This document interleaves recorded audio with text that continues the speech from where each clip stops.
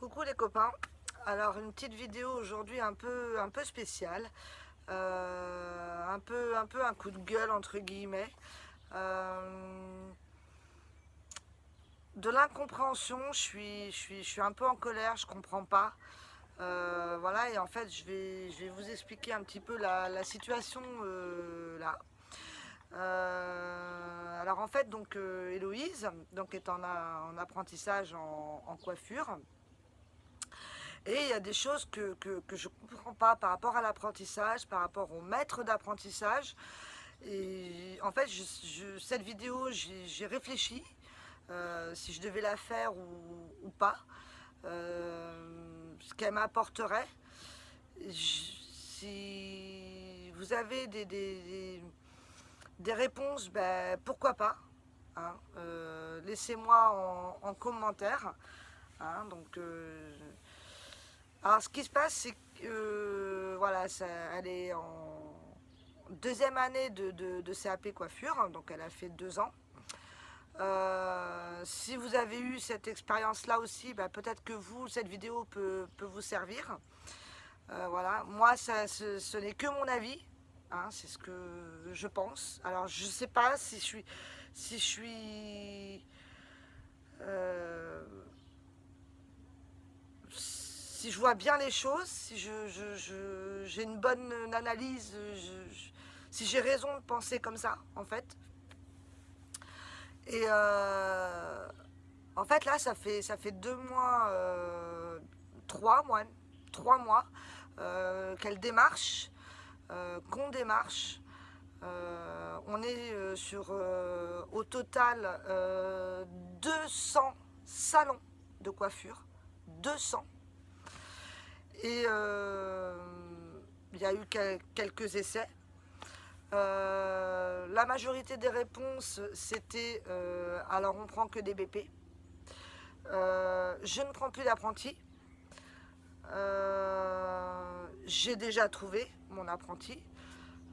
Voilà. Ou au niveau de la comptabilité, je peux pas prendre d'apprenti. Donc ça a été globalement les réponses.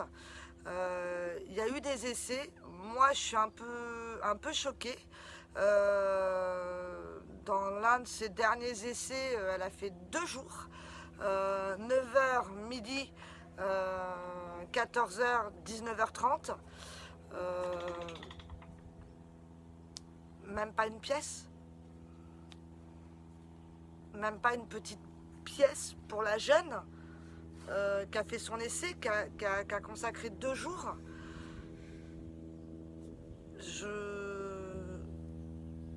Personnellement, je trouve que ça se fait pas. Ça, je comprends pas. Même pas la petite pièce, voilà. C'est du temps qu'elle a donné, qu'elle a consacré, bon, bah, pour obtenir un apprentissage. Mais en soi, voilà, quand il y a le refus derrière, ben voilà. Euh, je suis un peu sur l'apprentissage donc de l'année dernière. Euh, Pareil, le maître d'apprentissage, l'employeur, se garde les pourboires devant la jeune. Donc il y a le pot qui est sur le comptoir. Les clients mettent la petite pièce dans le pot, sur le comptoir. Et la patronne se garde le pourboire. Ne partage pas avec son apprenti, sa jeune. Elles sont que 2 dans le salon. Je comprends pas. Je comprends pas. Je trouve que ça se fait pas. C'est... Bref, sur sa première année de CAP,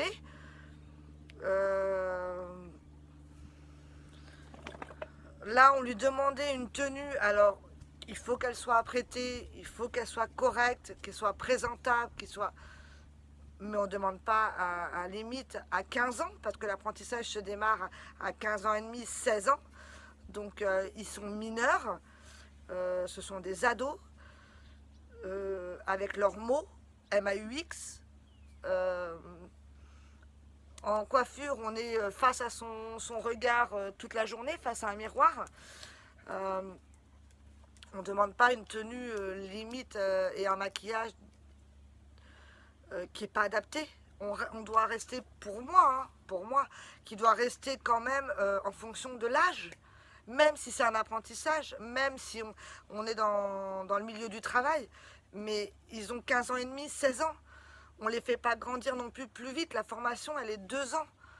Donc les choses, elles doivent se faire dans les 2 ans. Et on ne demande pas un maquillage et une tenue qui est pas adaptée à leur âge, quoi. On rentre pas dans le vulgaire. Donc non, non. Alors oui, il faut qu'ils soient apprêtés, mais il faut que ça reste correct et adapté à leur âge. Ils ont que 16 ans. C'est l'INSEE qui aboie. Euh, et je trouve que les parents ont quand même leur place, même que ce soit au niveau des recherches, que ce soit avec le CFA et l'employeur, le maître d'apprentissage, le parent de l'enfant mineur, apprenti, a quand même encore son rôle. Oui, il faut qu'ils apprennent, qu'ils grandissent et qu'ils fassent leur démarche seuls, mais non, pas seul, accompagné quand même, parce que le rôle du parent va avoir un rôle tout le long aussi quand même de l'apprenti. Et on ne peut pas les laisser livrer à eux-mêmes et lâcher dans la nature comme ça. Euh, Au niveau du CFA, eh ben, je me suis sentie seule en tant que parent. Euh, Pas vraiment soutenue, pas vraiment épaulée, parce que ben, on lui dit mais t'es plus à l'école, t'es plus au collège, voilà, et c'est vraiment un grand palier entre, on est dans un CFA, centre de formation pour apprentis, et on les transplante du collège dans un monde d'adultes en fait. Et ils doivent être accompagnés ces 2 années-là en fait. Pour ma part, hein, pour mon avis. Et non, on a un mot à dire en tant que parent. Et on a un rôle et on a un suivi. Voilà, il y a plein de choses qui peuvent être mises en place. Au niveau des recherches, 200 salons. Parce qu'elle a loupé donc son examen et donc elle recherche à refaire une 3e année pour pouvoir repasser son examen. 200 salons. Pourquoi est-ce que dans les grossistes, les fournisseurs, ils mettent pas un tableau où les employeurs qui viennent, puisqu'ils viennent se fournir chez le fournisseur leurs produits professionnels, et mettre des annonces. Ça aide le jeune dans sa recherche aussi. Euh, Pourquoi on dit on prend plus de CAP?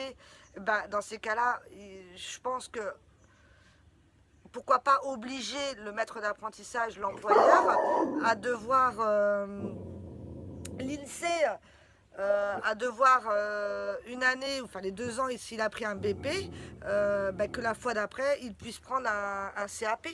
Comme ça, automatiquement, et il y a une chaîne qui se fait automatiquement.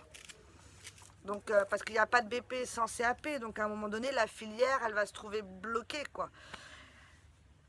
Voilà, je suis un peu perdue. Je comprends pas la réaction de certains employeurs, certains maîtres d'apprentissage, certaines attitudes, des choses qui se font pas, pour ma part. Euh, voilà, c'est pas, ils sont en formation, ils apprennent. Euh, il y a quand même 45 jours pour pouvoir se rétracter d'un côté comme de l'autre, si ça va pas. Là, c'était la rentrée, on est le 9 septembre, on est dimanche 9 septembre. La rentrée est faite, du coup, elle se retrouve sans rien. Euh, voilà, les réponses, je vous répondrai à la fin du mois, je vous répondrai la semaine prochaine. J'ai besoin de réfléchir.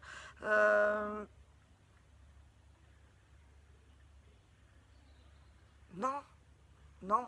T'as- t'as- t'as- Tu as 45 jours pour pouvoir te rétracter. Si le feeling passe, tu ne peux pas savoir sur un entretien et un essai de une journée si ça va le faire ou pas.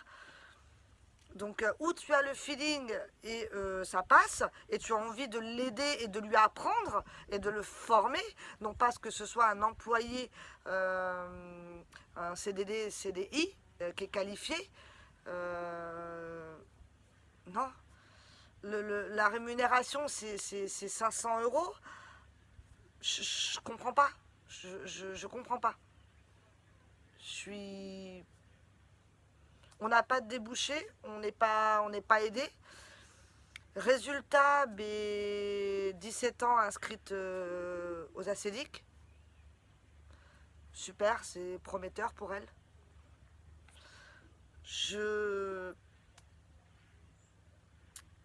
Non, je suis dépitée.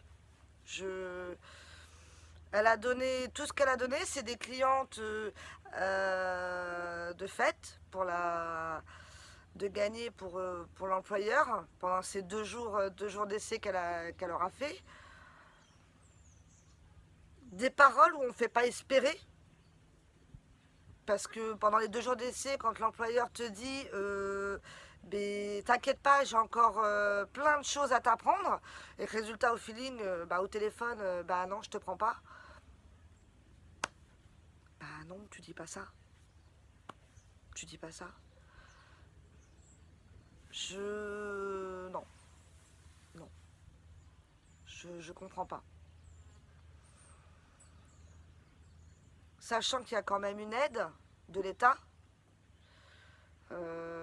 Alors a priori, par contre, je ne sais pas si l'employeur, en la prenant en 3e année, elle a le droit à l'aide. Mais c'est un salaire de 500 € et on ne peut pas lui demander une performance de quelqu'un qui est qualifié déjà. Non.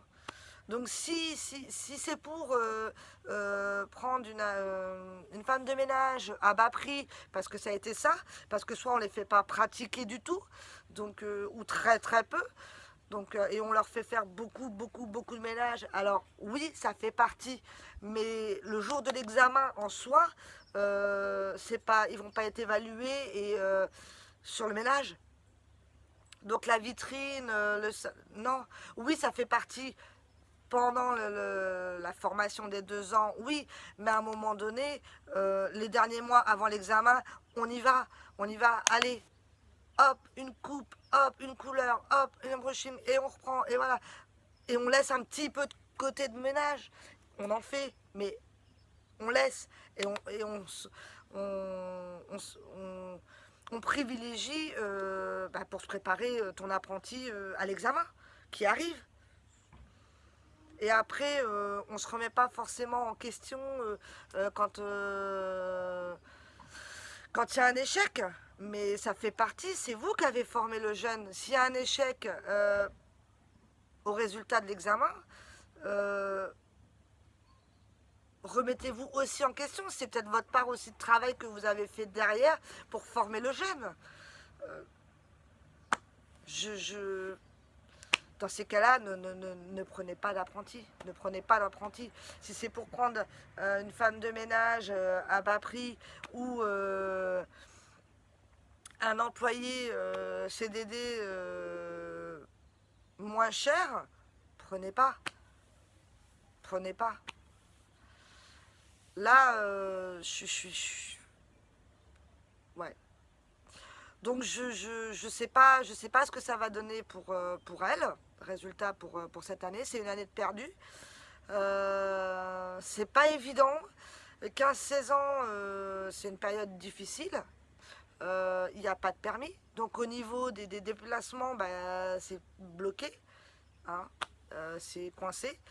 Sachant que là, elle a quand même son code, elle est en plein permis. Je sais pas. Et c'est pas aider les jeunes. Alors j'entends, oui, les jeunes ceci, les jeunes cela, l'ado d'aujourd'hui. Mais ils sont pas aidés, je trouve. Ils sont pas aidés d'un côté parce que 200 salons, il y a un problème. Il y a un problème. Lequel, je ne sais pas. Je ne sais pas quelle est la solution. Alors, si vous avez des réponses, si, voilà, si vous passez par cette même période, vous aussi de votre côté avec votre ado, bah, n'hésitez pas. Laissez un commentaire. Voilà. Mais il y a des choses on peut pas laisser faire.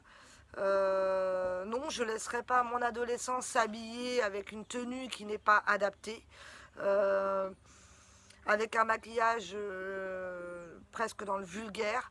Euh, la vie privée de l'ado, de l'apprenti, c'est sa vie privée. Que l'employeur et l'employé, l'apprenti reste à sa place. Que les barrières ne soient pas... chacun à sa place. Employeur, employé, voilà. Après l'apprentissage, oui. Oui, ok, on garde des contacts, il n'y a pas de souci. Mais tout le long de l'apprentissage, que chacun reste à sa place. La vie privée, ben non, ça ne te regarde pas. Non, c'est sa vie privée. Là, c'est week-end, il a fait sa journée. Non, non. Par rapport aux réseaux sociaux, hein, je pense en disant ça, où j'ai vu l'employeur demander à vouloir inviter dans ses contacts sur les réseaux sociaux, une demande de contact Non, non, non. Je peux pas laisser faire ça en tant que parent. Non. Euh, voilà, je pense qu'il y a, il y a vraiment des deux côtés à réfléchir et à se remettre en question. Tous les torts ne sont pas de l'un ou de l'autre partie, mais là, dans notre situation dans laquelle on se trouve nous, je trouve que les ados ne sont pas aidés. C'est une filière qui va finir par se perdre, je sais pas, je sais pas, je sais pas. Je suis vraiment perdue. Euh, voilà, j'ai réfléchi à faire cette vidéo ou pas, mais je me dis pourquoi pas. Pourquoi pas, ça me permet aussi besoin d'évacuer, de vider un petit peu mon sac parce que de l'incompréhension, de la colère. Je veux dire, à partir du moment où elle est ponctuelle, qu'elle fait son travail, respectueuse et que, je veux dire, voilà quoi. Et au niveau de la recherche, mais c'est une catastrophe. C'est une catastrophe. Les réponses sont même pas crédibles des maîtres d'employeurs, des maîtres d'apprentissage. Je 200 salons quoi. Ou alors on répond pas.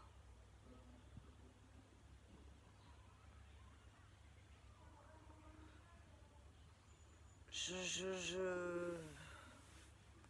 Ouais. Enfin voilà, sinon je peux pas en dire plus là. On va continuer à réfléchir. Si vous avez aimé cette vidéo, si vous vous sentez aussi concerné et puis que vous passez par ce cap-là, mais soyez derrière quand même de votre jeune en tant que parent. Il y a des choses qu'on ne peut pas laisser faire, on ne peut pas... non, parce qu'il y a l'examen à la fin, parce qu'il y a le contrat qui va peut-être être signé et au bout du compte il est refusé. Il y a des choses on peut pas accepter parce que c'est l'employeur, parce que c'est le patron. Il a pas tous les droits. Il n'a pas tous les droits non plus et d'abuser de l'ado, de profiter non, non. À lui faire le ménage, à garder le pourboire, à l'habiller. Non, enfin, non. À le faire respirer non. Il On est vraiment passé par des choses que j'ai vues pendant ces 2 ans d'apprentissage. Et là, ces 3 mois de recherche. Euh, mais c'est ahurissant. Ahurissant. C'est... Donc en tous les cas, ben, si vous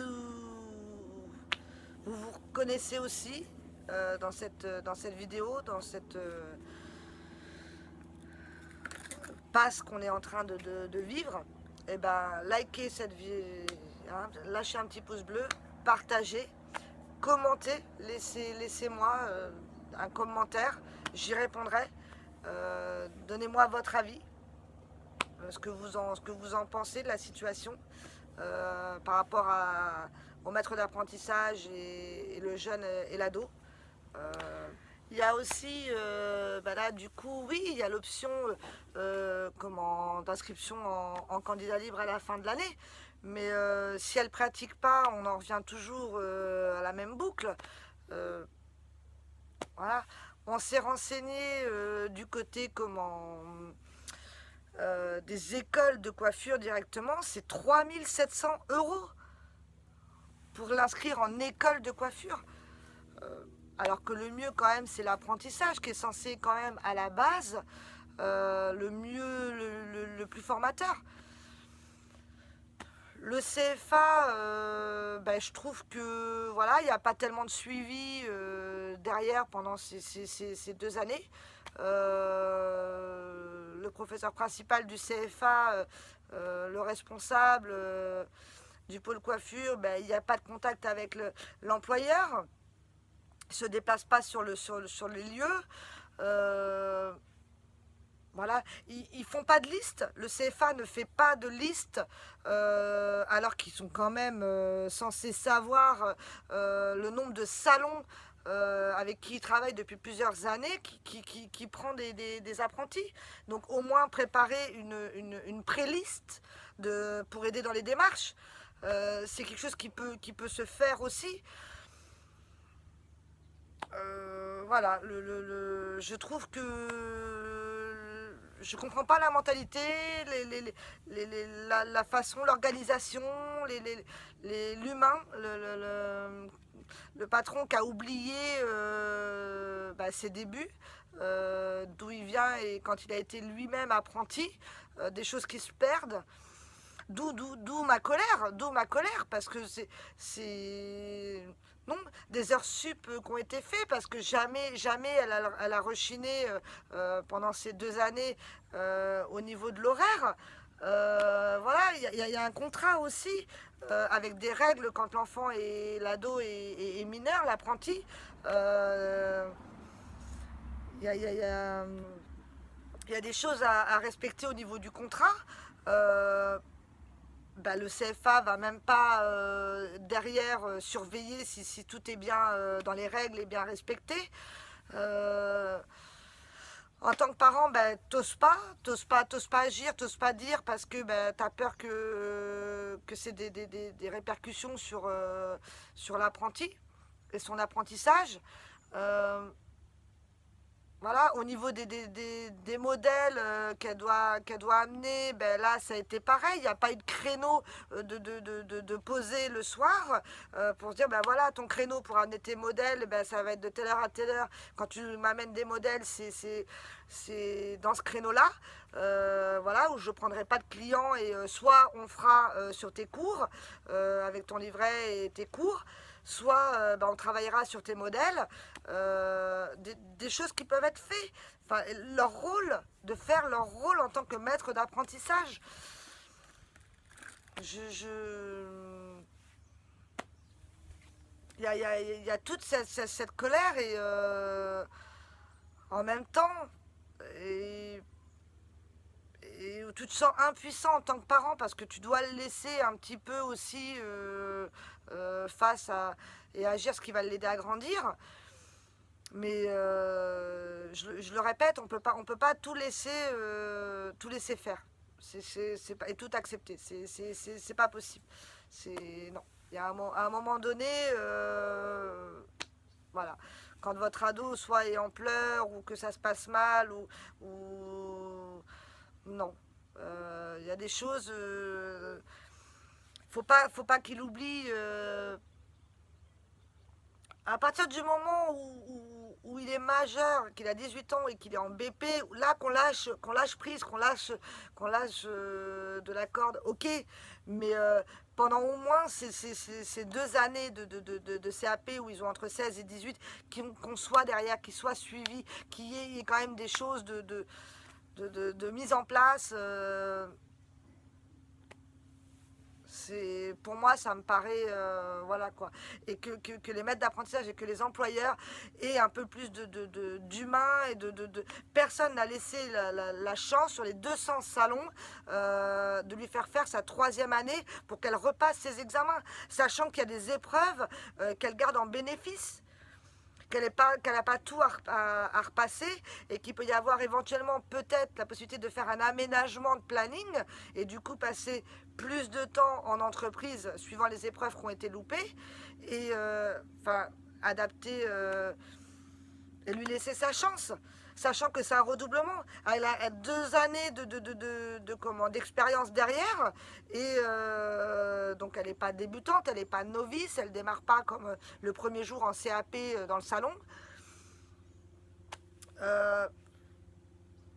Et on lui laisse pas, elle sera rémunérée au même tarif que l'année dernière, en 3e année, c'est-à-dire 500, parce que c'est un redoublement, donc 550 euros. Alors que normalement, ça devrait être du 700 euros, mais là, comme c'est considéré redoublement et qu'elle doit refaire son année, c'est 500 euros. Qu'est-ce que l'employeur a à perdre en lui laissant sa chance? Et un ado qui est motivé, qui a envie. Parce que si elle ne l'était pas, elle ne rechercherait pas à vouloir faire sa 3e année. Donc avec un échec, c'est que vraiment elle en veut et qu'elle veut l'avoir et obtenir son examen. Vraiment, je trouve qu'il y a vraiment de l'abus et d'où de la colère au niveau des maîtres d'apprentissage sur leur comportement, leur attitude, leur côté humain et voilà, il y a des choses... non, c'est... Moi, on a vu là pendant les 2 ans, alors si vous aussi, vous avez eu cette expérience-là en apprentissage, de mauvaises expériences, eh ben, n'hésitez pas. Hein, n'hésitez pas à laisser aussi votre commentaire et partager votre expérience, qu'elle soit bonne ou mauvaise. Voilà, c'est une vidéo sur l'apprentissage en soi. Voilà, comment vous, ça s'est passé pour vous? Est-ce que voilà, vous avez rencontré aussi des soucis avec des maîtres d'apprentissage dans les recherches? Voilà.